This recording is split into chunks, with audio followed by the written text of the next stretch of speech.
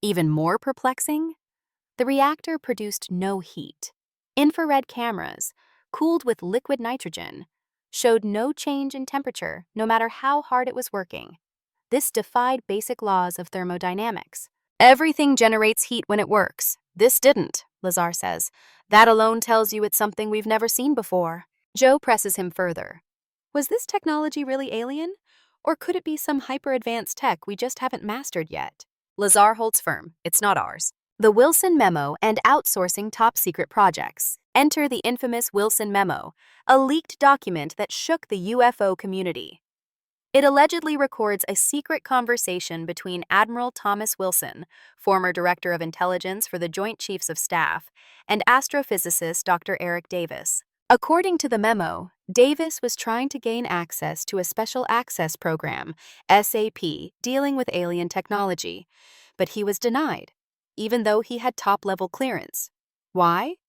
Because the project was allegedly being run by a private aerospace contractor, not the military itself. That's the key. The U.S. government has apparently outsourced these high-level reverse engineering projects to private companies, specifically to avoid oversight and Freedom of Information Act requests. Lazar backs this up. He explains how the military often reaches a technological dead end, shelves the project, and pulls it back out years later to see if modern science has caught up. These efforts are highly compartmentalized. No one team knows the full picture. There's definitely someone who knows everything, Bob says. But everyone else? They just get their piece. This level of secrecy explains why even someone working hands-on with alien tech could still be left in the dark. It's also why Lazar believes some people in private industry, not government, might have the most knowledge about UFOs. Test flights and physics-defying performances. Bob tells Joe about a test flight he witnessed firsthand. He and Barry were working in the lab when their supervisor invited them outside. A saucer, the very same craft Bob had seen, was hovering silently outside the hangar. A man was inside piloting it. Bob describes a slight bluish corona discharge beneath the ship as it began to lift, followed by complete silence. No exhaust, no sound, no turbulence. The craft simply floated. When asked how it was controlled, Bob admits there were no visible control panels, no joystick, no steering wheel.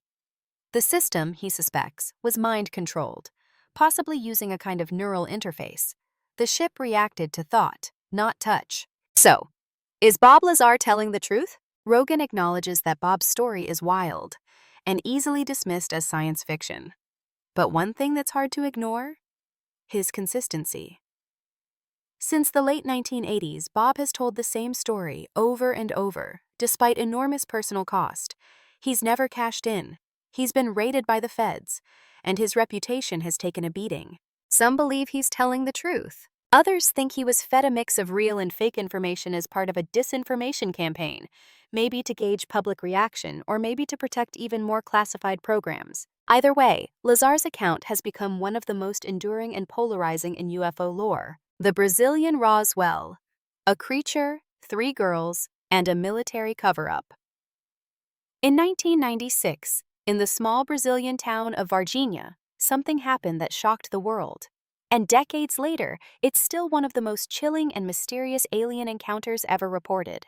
On episode number 1976 of The Joe Rogan Experience, filmmaker James Fox shares the story in haunting detail. It starts with 3 young women, sisters Liliane and Valquíria Silva, and their friend Katia Andrade Xavier, who came face to face with a creature that was not of this earth. It was broad daylight when they spotted it crouched by a cinder block wall. At first, they thought it was someone injured, but as they got closer, they realized this thing wasn't human. It was small, frail, had brownish skin, a large head, and huge red eyes. Its limbs were thin, and its body looked weak. Then, it looked directly at them. Katia froze. Liliane grabbed her sister Valquíria and bolted. But Katia stayed behind for a moment, locked in eye contact. And in that instant, she claimed she felt the creature's fear. It was as if it was communicating telepathically, begging for help. "Help me, I'm scared," she would later recall. Liliane ran back for Katia. The girls fled, shaken, breathless, but sure of what they saw. That single moment became known as the moment of contact. Then came the smell. Soon after, the military showed up.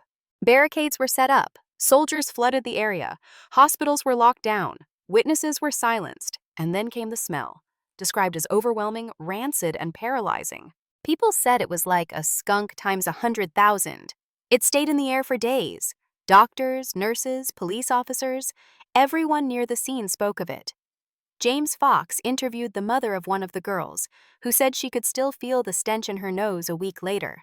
The smell even lingered at the hospital, the same one where doctors were ordered to X-ray the alien body under armed military guard. One of those doctors, after retiring, finally agreed to speak out.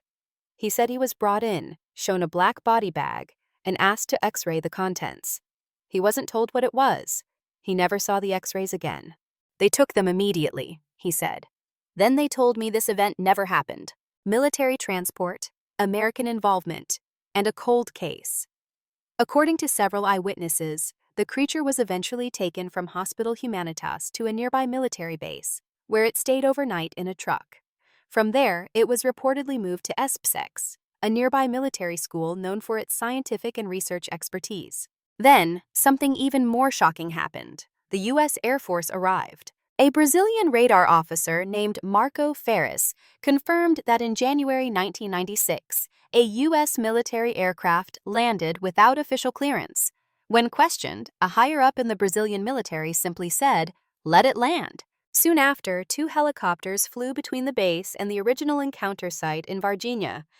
Something was loaded onto the U.S. plane, which then disappeared into the sky, and the case went cold, silencing witnesses, and the price of truth.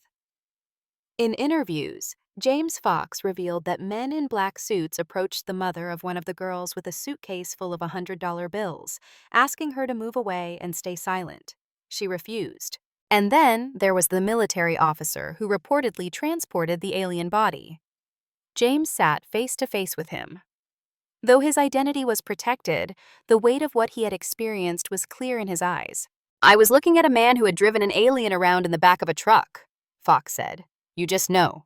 You know he's not making it up." Even the doctors who X-rayed the creature, once fearful, eventually started speaking up, years later, after retirement. One doctor, interviewed off-camera, said he had lived with the burden for 26 years. "Thank you," he told Fox after the interview. "I feel like I can breathe again." So, what really happened in Varginha? According to James Fox, there were dozens of witnesses: kids, adults, military personnel, doctors, radar operators. All saw or smelled or touched something. All tell stories that, despite the years, never changed. Yet the Brazilian government has never admitted anything.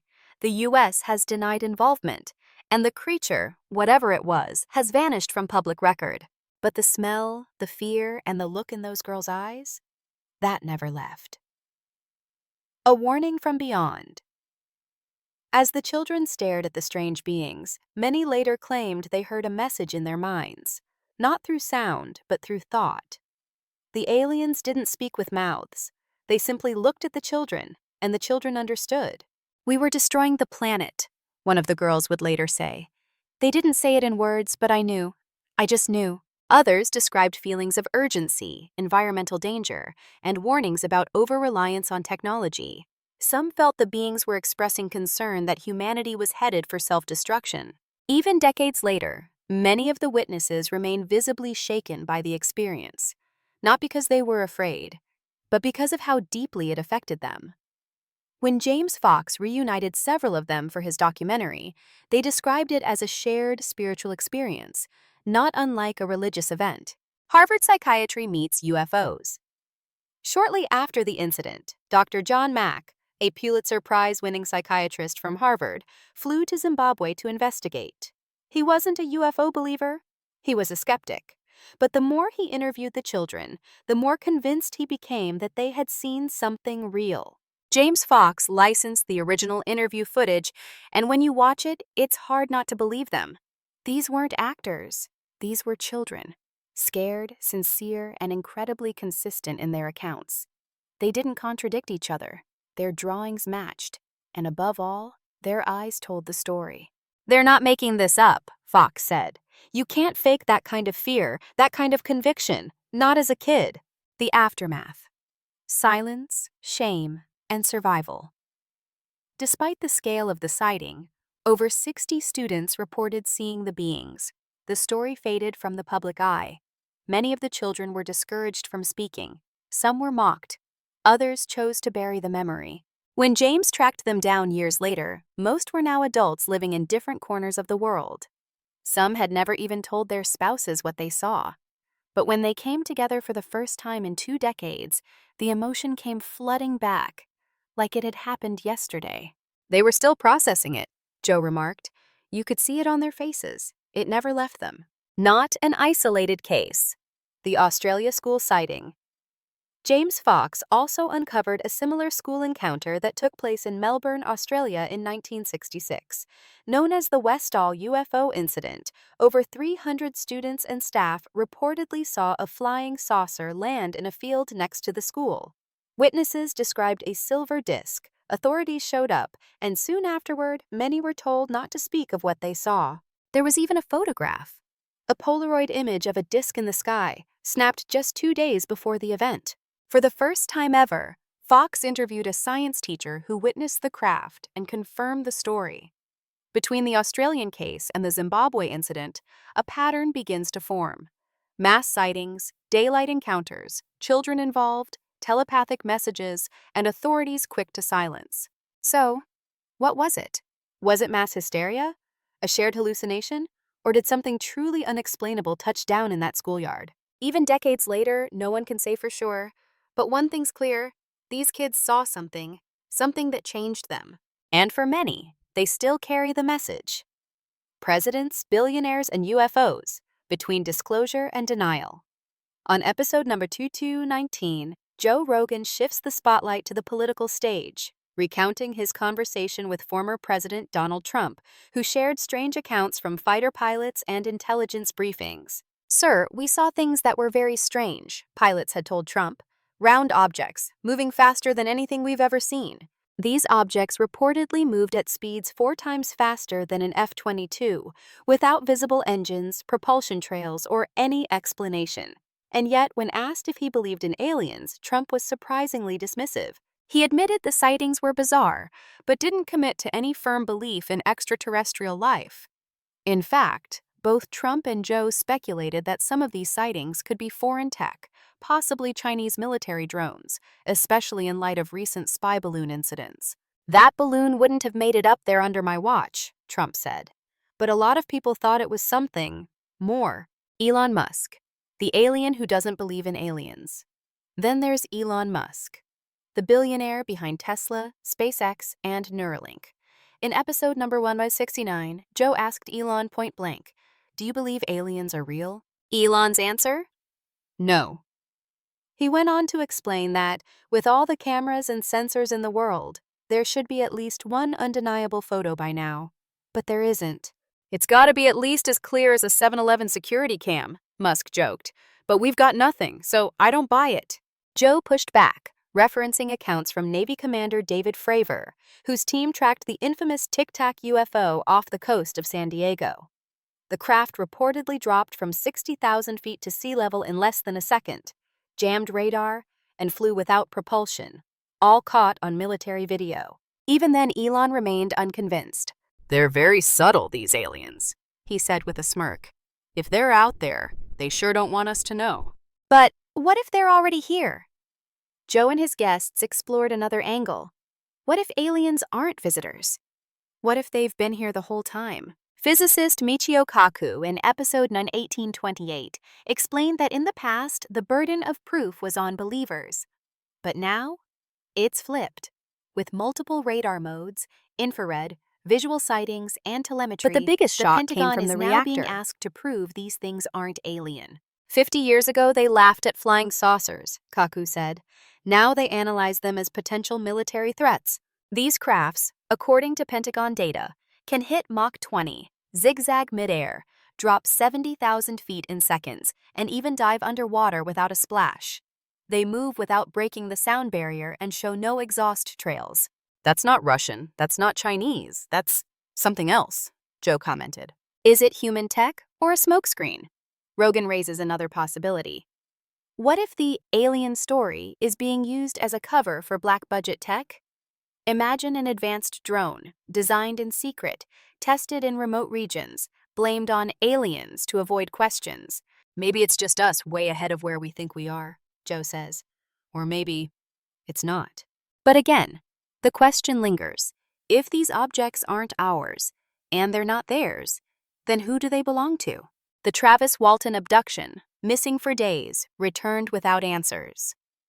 Back in 1975, a 22-year-old logger named Travis Walton was working deep in the forests of Arizona with his crew. It was late in the day, and the men were heading home in their truck after a long shift when they spotted a strange glow in the woods. At first, they thought it was a campfire, maybe hunters. But as they approached, they saw it wasn't fire at all. It was a glowing disc-shaped object hovering above the ground, just beyond the trees. The truck screeched to a stop. Everyone stared. And Travis got out. I don't know what came over me. Travis walked toward the object, almost in a trance, ignoring the frantic shouts from his crew to come back. Then, without warning, a beam of light shot out from the craft and struck him in the chest. He flew backward. The men in the truck panicked. They thought he was dead. Terrified, they sped off down the mountain road. When they returned just minutes later, Travis was gone. 5 days later, he came back. The disappearance sparked a full-blown investigation. Police suspected foul play. His co-workers were questioned relentlessly. Some thought it was a hoax, others feared a murder cover-up. But then, 5 days later, Travis reappeared, confused, dehydrated, and terrified. He had no idea how long he'd been gone. But what he did remember was chilling. Inside the craft, a silent horror. Travis described waking up in a dimly lit room. Standing over him were 3 humanoid figures, small, bald, with oversized heads and huge black eyes. They didn't speak. They just stared. He fought them off and ran through winding corridors, eventually coming face to face with what looked like a human, or at least a human-looking being, who didn't speak either. Everything was eerily quiet, cold, sterile, and then darkness. The next thing he remembered, he was waking up on the side of the road near where he'd disappeared, watching the craft fly silently back into the sky. The aftermath. Fame, skepticism, and a lifetime of questions. Travis's story became world famous. It inspired the 1993 film Fire in the Sky and remains one of the most documented and debated abduction cases to this day. Joe Rogan asked him, decades later, "Why you? Why do you think they took you?" Travis didn't have a clear answer. Maybe it was random. Maybe it was a mistake. Maybe it was a message. To this day, none of the men in the logging crew have changed their story. Not once. Not under pressure. Not after decades. If they're lying, Joe said, they've pulled off the longest, most committed hoax in UFO history and got absolutely nothing for it. The reactor that defied physics. Bob Lazar's alien technology reveal. Back on episode number 1315, Bob Lazar shared what he believes is the most undeniable evidence that the craft he worked on was not made on Earth, a gravity reactor, a machine that literally generated its own gravitational field. Lazar says the device was no bigger than a basketball, mounted on a metallic base. When activated, it didn't produce heat, sound, or vibration. Instead, it created a repulsion field, pushing objects, and even human hands, away from it, like 2 magnets refusing to touch. Joe pressed him for clarity. What about this made you think it wasn't just advanced tech? Lazar didn't hesitate. We can't make gravity, not artificially, this machine did. He described trying to touch the sphere during a lab test. No matter how hard he pushed, his hand couldn't make contact. The field pushed back, invisible but strong. He compared it to trying to force 2 like-pole magnets together. Except this was gravitational, not magnetic. No heat, no waste, no explanation. Even more astounding, the device emitted no heat. Infrared scans showed it stayed at ambient temperature, regardless of how much energy it was outputting. That's a direct violation of the first law of thermodynamics, Lazar said. Everything leaks energy as heat. Everything, except this. Joe was floored. If true, this wasn't just new technology. It was a whole new branch of physics. Lazar believes the machine ran on element 115, a super heavy element theorized by scientists, but not confirmed until decades after his claims. In the craft's interior, there were no control panels, no wires, no seats made for human beings. It was as if the whole vehicle had been 3D printed as a single seamless structure, scaled down for beings about half his size. The seats were small, the walkways were curved, everything was designed for something, not us. Why don't more scientists believe? Michio Kaku weighs in. In episode number 1828, theoretical physicist Dr. Michio Kaku provided a powerful insight into why the UFO conversation is finally shifting from fringe to mainstream. The burden of proof used to be on the believer, Kaku explained. Now, it's on the government and military to prove these objects aren't extraterrestrial. He cites multiple sensors, radar confirmation, infrared data, and visual contact by trained pilots. These aren't random YouTube clips. They're military-confirmed events, crafts flying at Mach 20, performing gravity-defying maneuvers, and even diving into the ocean without a splash. That kind of G-force would crush any human. These things aren't piloted by us, not the way we know it. Kaku admits that when he was first invited to participate in a documentary about alien sightings, he laughed. But when he saw multi-angle footage confirmed by the Pentagon, his skepticism cracked. We're now dealing with objects that behave in ways we can't explain using the known laws of physics, he said. So either someone's faking the entire Department of Defense, or we've got company. Closing thoughts, a new era of UFO disclosure? After hearing from presidents, physicists, fighter pilots, military radar operators, abductees, and engineers who claim to have touched alien technology, it's impossible to ignore the common threads. Credible people are coming forward. Government documents are leaking. UFOs are no longer a joke.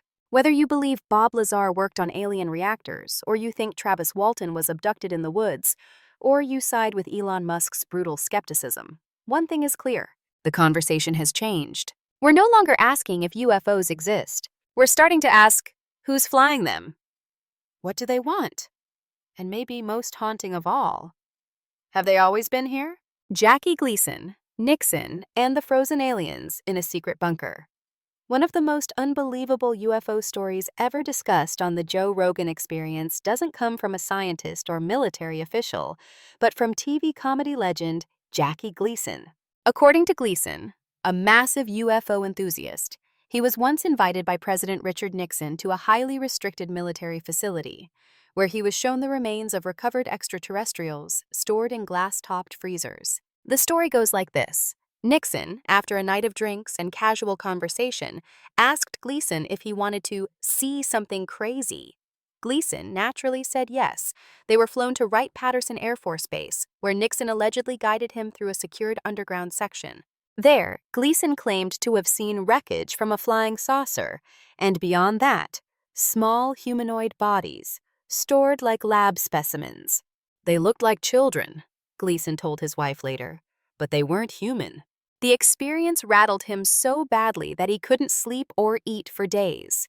His wife eventually leaked the story to Esquire in 1974.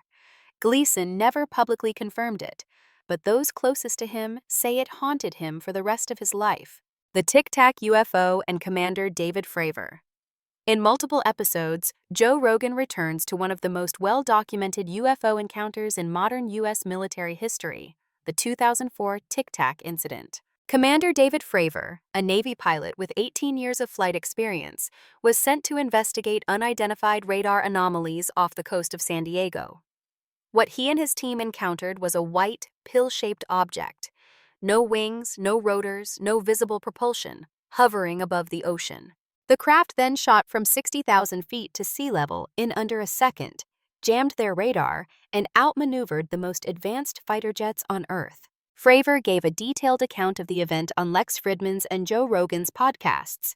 Joe, referencing the military-verified video of the object, couldn't believe how little attention the case received. This thing defied physics. We have it on camera. And somehow, most people have never even heard of it? Elon Musk, despite the evidence, remained unmoved. Joe pushed back again. If this doesn't at least raise an eyebrow, what would? If aliens are real, why haven't they revealed themselves? Joe posed the big question to Elon. If they're real and they're watching us, why not just show up? Elon, ever the skeptic, replied, "They're very subtle, if they're out there. Like very subtle." Rogan, half joking, half serious, offered a twist. "Maybe they already have. Maybe they're not interested in us yet. Or maybe they're studying us like animals in a preserve." Where we are now, from laughingstock to congressional hearings, Dr. Michio Kaku summarized the shift perfectly. 50 years ago, if you said you saw a UFO, people laughed. Today, Congress is holding hearings. With multiple confirmed sightings, declassified files, and military pilots speaking out, the conversation around UFOs is no longer fringe, it's gone mainstream. Even the Pentagon now refers to them as UAPs, unidentified aerial phenomena, a formal rebranding of the UFO term to legitimize the discussion. Final thought. What if the real question isn't are they real, but what happens when we find out? The most powerful takeaway from all these episodes isn't just the stories themselves. It's how we, as humans, respond to the unknown. Joe Rogan puts it like this: if this is real, it changes everything. Our place in the universe, religion, science, government, technology. It all gets rewritten. Whether you believe the stories of Bob Lazar, the frightened schoolchildren in Zimbabwe, the military radar officers at nuclear bases, or the theories about secret bases in Element 115, one thing is for sure. We're closer than ever to finding out the truth. The only question now is, are we ready for it? Lazar describes a hemisphere-shaped reactor about the size of a basketball. When powered on, it generated its own gravitational field, something that, according to current science, should be impossible. He explains that no human-made machine can simply turn on gravity. Yet this device repelled his hands as he tried to touch it, like trying to press together the same poles of two magnets. 17. Wildest alien conspiracy theories ever told on the Joe Rogan Experience. Get ready for a deep dive into 17 of the most mind-blowing alien encounters and conspiracy theories ever discussed on the Joe Rogan Experience. From leaked government files to alien sightings triggered by nuclear activity, tales of Soviet soldiers being turned to stone, and even direct questions to Elon Musk and President Trump about extraterrestrials.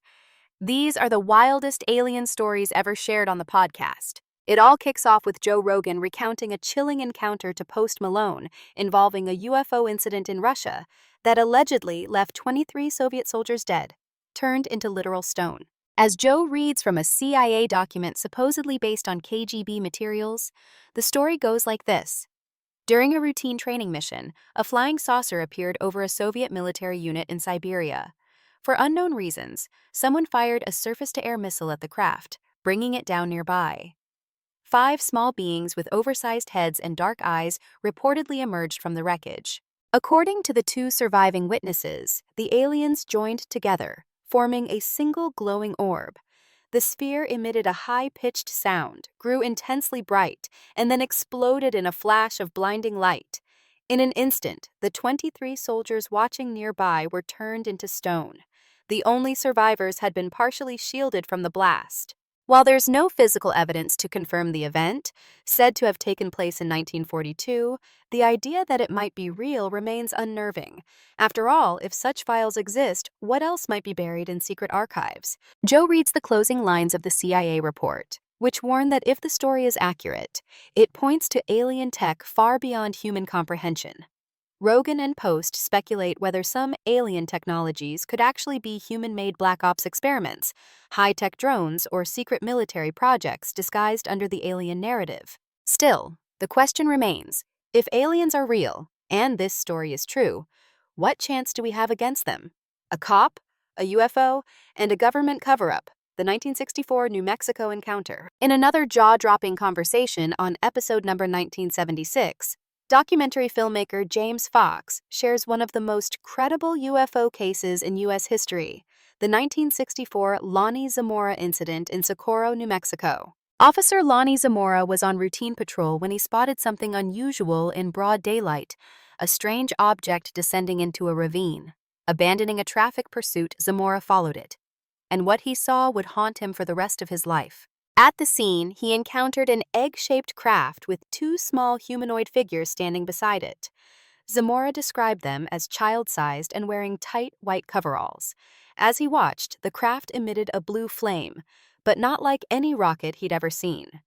The flame cut through the air like a knife through warm butter, and the vehicle silently lifted off, leaving scorched brush and landing marks behind. Even more bizarre, Zamora saw a strange symbol on the side of the craft, a yellow insignia shaped like a V with a horizontal line across the top. The encounter shook him to his core. According to his wife, he was never the same man again. What's more disturbing, the U.S. Air Force showed up almost immediately, not to investigate, but to shut Zamora up.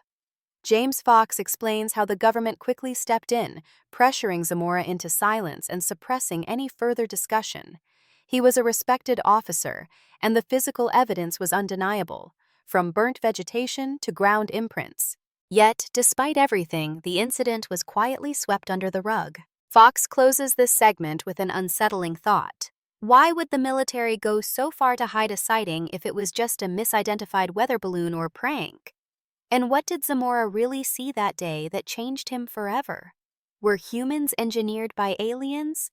The genetic intervention theory. On episode number 265 of the Joe Rogan Experience, Joe sits down with David Grush to explore one of the most mind-bending possibilities ever discussed on the show, the idea that aliens may have had a hand in our creation. What if life on Earth wasn't just the result of evolution, but part of a much larger experiment? Grush introduces this concept of genetic seeding, where an advanced extraterrestrial civilization might have accelerated the evolution of early human-like species by tweaking their DNA. According to this theory, aliens could have boosted our intelligence, creativity, and thirst for innovation to help us reach the stage of civilization we're at today. But with those gifts, they may have also passed down darker impulses, the desire for control, domination, and power. The conversation takes a chilling turn as the two consider that what we think of as human nature might actually be a byproduct of alien engineering. Joe suggests that whatever created us might not even be biological anymore. Maybe they've evolved past physical form, operating in some invisible realm far beyond our current understanding. Still, Rogan acknowledges the obvious issue. There's no solid proof. It's a theory based on patterns, possibilities, and our own limitations, not on hard evidence. But, Joe adds, just think about the size of the universe. We're real. We exist. So why wouldn't something more advanced exist out there too? It's a conversation that toes the line between science and science fiction, but one that leaves you wondering, are we really the pinnacle of evolution or someone else's experiment? Leaked UFO files, Area 51, and alien tech inside Bob Lazar's mind-blowing claims. In one of the most talked-about episodes ever, Hamburg 1315, Joe Rogan interviews Bob Lazar, a former government physicist who claims he worked on reverse engineering alien spacecraft at a secret site near Area 51, known as S4. Alongside filmmaker Jeremy Corbell, the two dive into what might be the most controversial UFO story of all time. Lazar doesn't just claim UFOs are real. He says he worked on one. Bob recalls his very first day on the job. It wasn't anything dramatic. Paperwork, security briefings, and a flight via Janet, the top-secret airline that transports government employees to restricted areas like Area 51. But soon after, things got strange. He was introduced to his lab partner, Barry, and taken to a facility built into a mountain. One day, instead of using the normal side door, they entered through an open hangar. And there it was, a flying saucer. Lazar says he initially thought it was an advanced military aircraft, but the more he studied it, the clearer it became. This thing wasn't built by us. Inside, the craft was eerie. No sharp corners, no control panels, and everything fused together, almost like it had been molded out of wax and lightly melted. The interior was too small for a typical human to stand upright. Lazar, 5'10", had to crouch to move around. The seats were tiny. Whoever had designed this ship was clearly not human-sized. But the biggest shock came from the reactor.